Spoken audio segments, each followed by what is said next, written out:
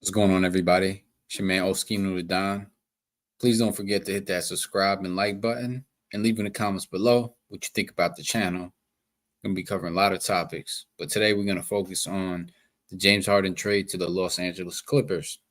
So let's go through real quick the players that were exchanged in this trade. So the 76ers, they send obviously James Harden, PJ Tucker, and Philip Petrusev to the Los Angeles Clippers in exchange for Marcus Morris, Robert Covington, Nick Batum, KJ Martin, and a few draft picks. Now, to the Clippers fans out there, I know you're thinking, oh, we got James Harden, for a bunch of really mid 30-year-olds and, a young KJ Martin.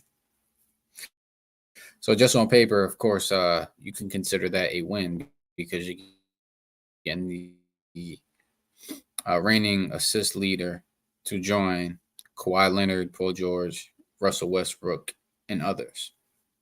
However, for me, knowing basketball and knowing how things have to work, how certain players mesh well together and how others don't, I don't see Clippers getting past the second round.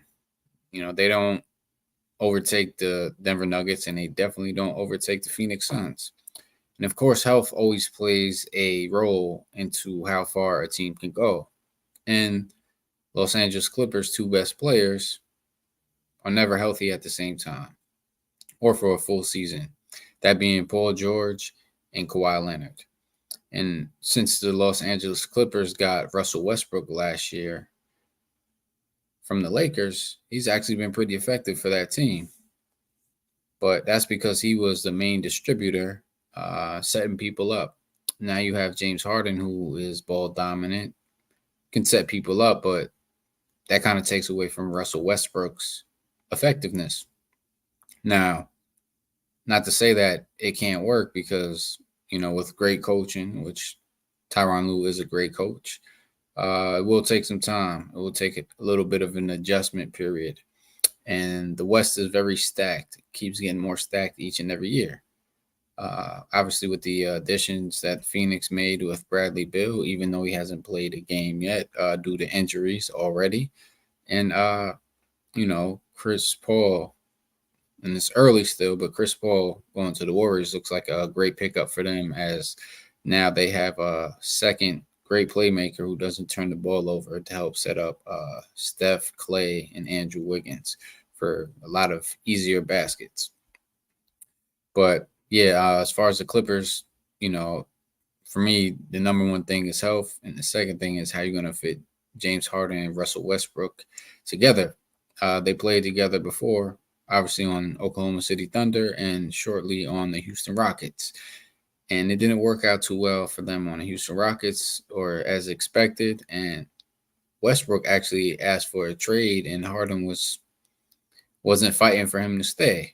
Like I said, their games don't really mesh too well. So, of course, people will say, well, you could have Russell Westbrook come off the bench, but what shooters will be out there? Like Paul George, he can do some catch and shooting, but Kawhi Leonard likes to work off the dribble as well. He's not much of a catch and shoot player either. So, it'll be interesting to see how and if that works. It's not a championship. I can guarantee you that. Clippers are not going to win a championship. With Harden or without Harden, they weren't going to win. Until the day that the Clippers can prove that they can stay healthy, mainly Kawhi Leonard and Paul George, then maybe you might have something going. But that's like asking for Santa to deliver on Christmas, knowing damn well it's your parents that are working hard to get the children what they asked for.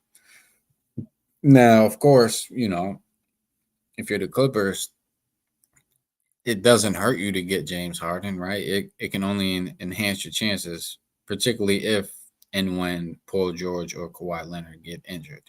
Because it's almost like it's inevitable. Sometime during the season, they're going to get injured. I hope not, but you have to look at the track record. I know it's a new season, but it's like damn near every year they're missing games due to injury. It's not their fault. Your body is your body. It can only take so much stress. You can only do but so much recovery. Not everybody's built like LeBron James. So, it is a big move. It's not that it's unexpected, but um I would have expected it to happen later in the season, maybe closer to the deadline. But yeah, Philly felt like they needed to get rid of James Harden so that the team could just focus on basketball and not his beef with Daryl Morey. Now, where does this leave Joel Embiid? I don't know. Tyrese Maxey, very, very extraordinary young talent, has the potential to be a star, not a superstar, maybe borderline all-star, only because there's a lot of other great young players still in the league in both conferences. So um now it's like a waiting game for Embiid, right? He's gonna see how this year pans out, of course, but he may want to ask to get traded too, and it's not looking good for Philly. That's all I can say. And this can all fall down on Daryl Morey because of his relationship with James Harden that went toxic. But what do y'all think? Leave in the comments below. Do you think that this makes the Clippers a lot better, a little bit better, the same, or maybe even worse, simply because of the pieces not being able to mesh together to play as a cohesive unit and to get the most out of everybody on the team? Hit that like and subscribe button for me. Trying to get to 10,000 subscribers before the end of the year. Hope that you like what I said. Like I said, I'm open for criticism. Leave in the comments below what you think I could have touched base on more. But this is just a short video and a recap of the trade, the players that got moved, and overall my thoughts on it. I don't see them moving the needle much at all, unless there's a lot of other injuries to other contenders in the West. That's like the only way I could see the Clippers getting out of the West, because they're not gonna beat the Nuggets, and they're not gonna beat the Suns, even if all healthy. I just don't like the fit. I feel like James Harden would have been a better fit for the Los Angeles Lakers. That's just my opinion. But leave what you think in the comments below. Please hit that subscribe button, hit that like, and comment below what you would like to see me cover more of. Peace and love.